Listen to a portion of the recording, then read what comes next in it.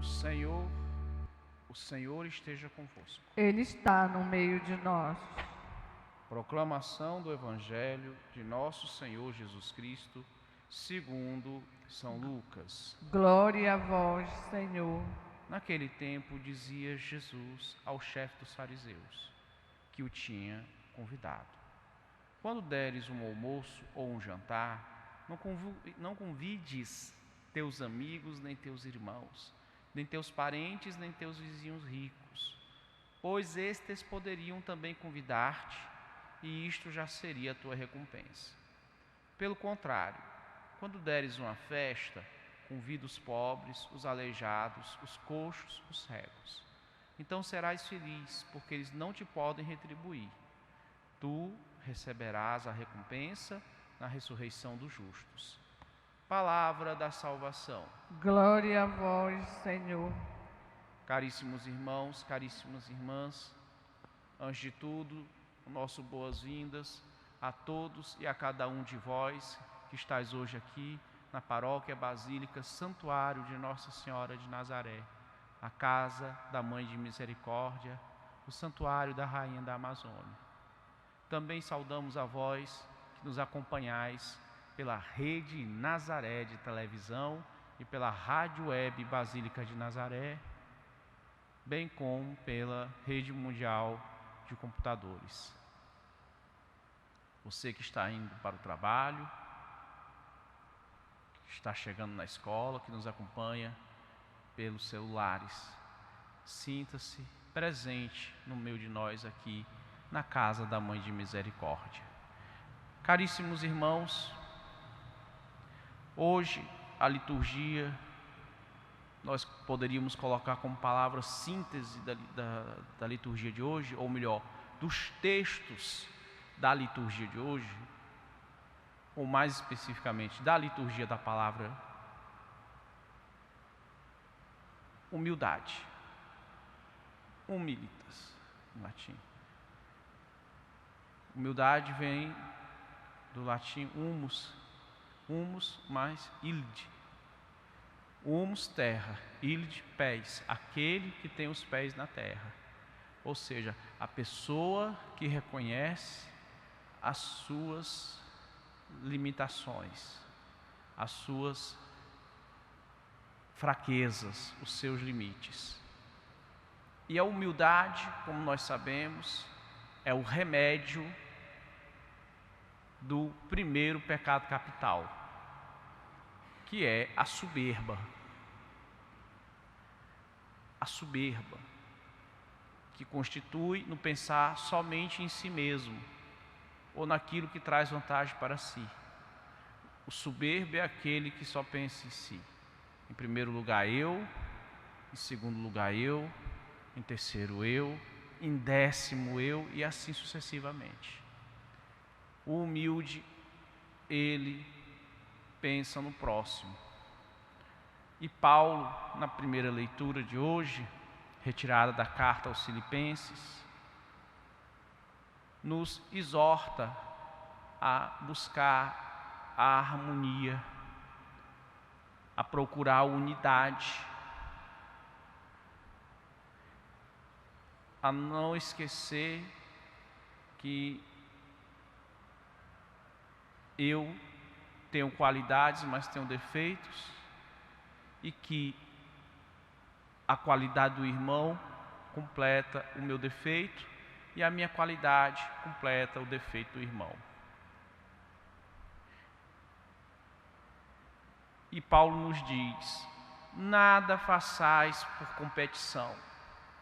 Ora, nós vemos que o mundo gosta de competição, de ver quem é o mais forte, quem é o mais ágil, quem é o mais determinado, ou o mais competente, ou o mais.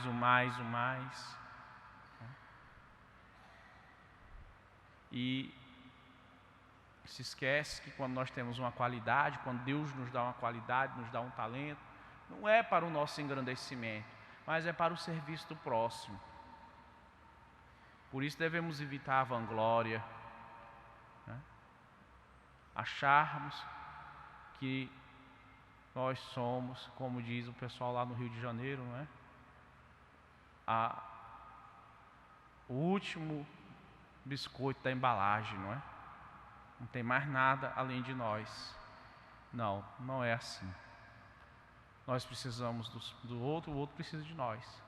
Não existe ninguém tão rico que não precise, e aqui não só rico no sentido econômico, mas também no sentido espiritual. E ninguém tão rico que não precise, e ninguém tão pobre que não possa dar alguma coisa. Sempre nós precisamos do outro. Sempre. Não existe esse negócio do eu sozinho, ou aquilo que os americanos chamam made self-man, o homem que se fez por si mesmo. Ninguém se faz por si mesmo. Nós precisamos da colaboração dos outros. Para nós virmos ao mundo, precisa do pai e da mãe. Para nós nascermos, eu preciso de umas 2 ou 3 ou 4 ou 5 pessoas, não é? Uma maternidade disponibiliza uma equipe de quase meia dúzia de pessoas para trazer um ao mundo.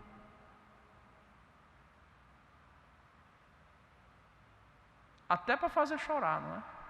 Quando a criança nasce, o médico tem que dar uma palmadinha nela, né? Para ela chorar. Então nós precisamos uns dos outros. O soberbo, ele não quer precisar de ninguém, nem de Deus e muito menos do próximo.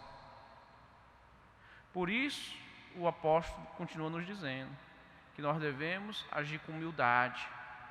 Cada um julgue que o outro é mais importante e não cuide somente do que é seu, mas também do que é do outro. Então Paulo nos ensina a ser humildes e nos convida a ser humildes. E de fato, a soberba, ela envenena as relações. Nós temos que ter cuidado com isso. Nós não podemos achar que a qualidade que nós temos nos torna superiores aos outros. Pelo contrário, ela nos deve levar a lembrar que se nós recebemos essa qualidade é para o serviço do próximo. Dizia Santo Edviges que quanto mais alto o cargo que nós ocuparmos na sociedade, mais humilde nós devemos ser. Porque afinal de contas, o cargo é como um carro e eu sou como motorista. Então eu tenho que dirigir o carro. Se eu faltar, tem que ter outro para assumir e para botar o carro para rodar. Olhe, nós somos insubstituíveis, mas nós não somos indispensáveis, viu? Eu e você somos únicos, mas o mundo não vai acabar pela nossa falta. Que as pessoas pensam que são indispensáveis, né? Sem mim essa família não vai para frente. Sem mim essa pastoral não funciona. Sem mim esse governo não vai dar certo. Sem mim essa equipe não ganha. Não pode ser assim. Não pode ser assim. Nós devemos dar o nosso melhor para o louvor de Deus e o benefício do próximo. O salmista nos convida a não ter um coração orgulhoso, nem um olhar arrogante, e nem andar à procura de grandezas, e nem a ter pretensões ambiciosas. Claro, aqui, veja bem, quando a gente fala pretensões ambiciosas, nós estamos falando no sentido negativo da palavra ambição, ou melhor, na ganância, que é a ambição desmedida. É evidente que nós devemos ter uma ambição sadia. O que é uma ambição sadia? O desejo de melhorar. Deus nos deu, aliás, os dons e os talentos para nós melhorarmos, para nós melhorarmos o mundo. Não para nós sermos melhores do que os outros, mas para nós sermos melhores do que nós mesmos. Então amanhã eu tenho que ser melhor do que eu fui hoje. Essa é a minha luta. Eu devo ser melhor do que eu mesmo, para o louvor de Deus e o benefício do irmão. Então nós devemos ter a lembrança de Deus para não nos deixar morder pelo bicho da ambição desmedida, da ganância, do ir com muita sede ao pote, né? Como muitos fazem, e depois passam vergonha, como nós estamos vendo aí. Que pessoas que se deixaram levar por uma ambição desmedida, uma ganância descontrolada, ascenderam a altos cargos públicos e esqueceram-se de que estavam ali para servir a Deus, porque toda a autoridade está submetida a Deus, viu? E ao próximo, aos irmãos, o serviço público. Por isso que o Papa Francisco definiu a política como a mais alta forma de caridade. Mas a política feita com P maiúsculo. Ou seja, para o bem comum. E tais pessoas esqueceram disso.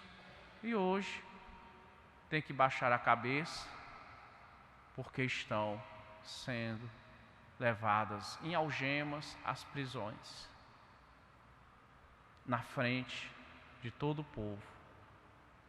Então veja, onde leva a soberba e a avareza, a ganância desmedida. Enquanto que aquele que anda no temor de Deus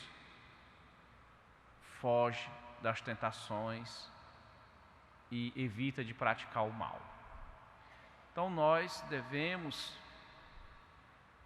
acolher a palavra do Senhor, acolher aquilo que Jesus nos ensina nas Sagradas Escrituras. E no Evangelho, Jesus foi convidado por um fariseu. Um fariseu convida. E não é um fariseu qualquer, é um chefe dos fariseus. Olha só a importância. Nossa, Jesus, você está ficando importante, não é? O chefe dos fariseus lhe convidou para jantar na casa dele. Quem diria? Ontem ele andava na casa dos pecadores, não é? Hoje ele estará frequentando o melhor da sociedade. Tá vendo? Então Jesus é importante, né, gente? O chefe dos fariseus está convidando Jesus. Eu também vou convidar ele. Tá vendo? Não. Viu, comadre? Vamos convidar Jesus para vir na nossa casa. Isso vai dar prestígio. Já pensou? Jesus chegando na sua casa, a vizinhança toda vai ficar em burburinho. Olha, a comadre está recebendo Jesus. E Jesus, quando chega lá na casa do fariseu, nos dá essa recomendação. Dá a ele e dá a nós, né? Porque o fariseu talvez tenha pensado assim: eu vou chamar esse Jesus porque ele está muito popular, não é? O povo gosta dele. Eu vou chamá-lo. Os outros fariseus vão ficar roendo o cotovelo de inveja. Nossa! E Jesus, ele convidou Jesus, foi na casa dele primeiro do que na minha. E Jesus diz o seguinte, para ele e para nós: quando deres um almoço ou um jantar, claro, Jesus está falando aqui de um banquete, né, gente? De uma festa. Não é o nosso feijão com arroz e farinha do dia a dia, não. Né? É a festa. Festa, o banquete. Tá vendo? Tá vendo? Aquela festa que você recebe aquele convite, não é? Nós, fulano de tal dos Anzóis, temos o prazer de convidar a vossa senhoria e família para se fazer presente no banquete de aniversário do nosso matrimônio, no dia tal, hora tal, no clube. Aí lá embaixo aquela expressãozinha francesa, né? S'il vous plaît, répondez. Tá vendo? Não é um jantarzinho qualquer que Jesus está falando, não, gente. Quando deres um almoço ou um jantar, não convide teus amigos, nem teus irmãos, nem teus parentes, nem teus vizinhos ricos, pois essa já seria a tua recompensa. Pelo contrário, quando deres uma festa, convida os pobres, os aleijados, os coxos e os cegos. então serás feliz, porque tu serás recompensado no dia do julgamento dos justos. Então veja, Jesus não está dizendo que a gente não festeje. Jesus não está dizendo que nós não convidemos os nossos amigos e os nossos vizinhos. Jesus não está nos mandando excluir os nossos amigos mais arrecussados. Mas Ele nos recorda que nós não devemos esquecer dos mais necessitados, dos pobres, dos humildes, dos deficientes. E a grande festa é a convivência social, é a convivência na sociedade, na polis, na cidade. Então, meus irmãos e minhas irmãs, nós devemos fazer de um tudo para que haja harmonia na sociedade, para que ninguém seja tão pobre que seja ou que se sinta excluído, e que nem tão rico que fique tão isolado. Nós devemos congregar, nós devemos harmonizar, nós devemos nos esforçar para que haja boas escolas, que haja bom transporte, que haja a chamada acessibilidade para as pessoas que têm limitações físicas ou deficiências físicas ou mentais. Nós devemos dar essa estrutura, construir essa estrutura, não pensar em nós mesmos. Lembrando que a longo prazo, quase todos nós ficaremos deficientes visuais, deficientes auditivos, deficientes locomotores, né? Nossas mãos, nossos pés não terão mais tanta força, tanta agilidade.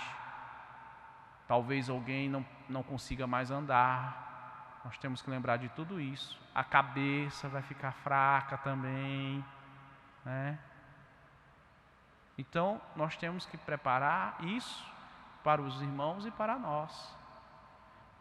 E quanto convidar os amigos? Bom, os amigos não precisam nem de convite, né, para vir na casa da gente. É só chegar. Nunca se ouviu dizer que Lázaro mandou chamar Jesus com um convite super formal? Foi? Não, Jesus chegava lá em Betânia, pronto. Marta gritava para Maria: chega, Jesus chegou! Corre, Jesus chegou! Era uma alegria. Então os amigos não precisam nem de convite. Mas nós devemos ir ao encontro daqueles que talvez se sentindo distantes, ou até mesmo sendo indiferentes, ou quem sabe, com quem nós tivemos alguma desinteligência, para buscar recompor a harmonia e a relação. Meus irmãos e minhas irmãs, vamos aprender de Jesus, que é manso e humilde de coração. Louvado seja o nosso Senhor Jesus Cristo. Para sempre seja louvado.